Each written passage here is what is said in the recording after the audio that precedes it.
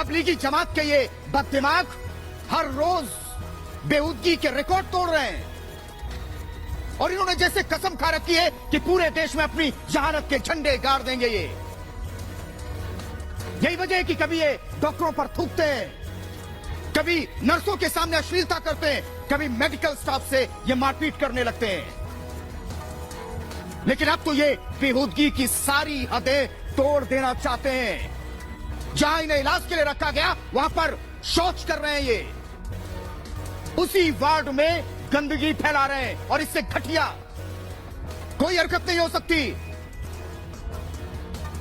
गुस्सा तो तब आता है जब कुछ लोग इन्हें बचाने की कोशिश करते हैं, इनकी घटिया हरकत का वो बचाव करते हैं। और मैं आज इन तबलीगियों से पूछना चाहता हूं, तुम में जरा सी शर्म हया नहीं है क्या? या कोरोना रिपब्लिक चैनल के चर्चित डिबेट शो ये भारत की बात है के एंकर विकास शर्मा का निधन हो गया। वे लंबे समय से नोएडा के कैलाश हॉस्पिटल में भर्ती थे, लेकिन एंकर विकास शर्मा का गुरुवार को निधन हो गया। वो पिछले 3 दिनों से बीमार चल रहे थे। शाम अस्पताल में उन्होंने दम तोड़ दिया। रिपोर्ट के मुताबिक विकास शर्मा बुखार से पीड़ित थे।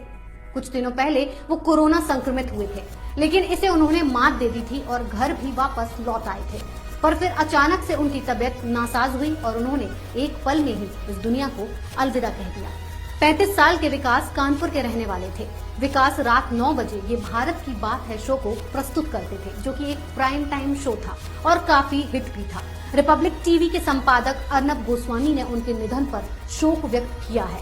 अर्नब ने कहा है कि ये उनके न्यूज नेटवर्क के लिए बहुत बड़ा नुकसान है। विकास की एंकरिंग का अलग अंदाज था और उन्हें यकीन नहीं हो रहा है कि अब विकास नहीं रहे। विकास जमीन से जुड़े हुए एंकर थे। साथ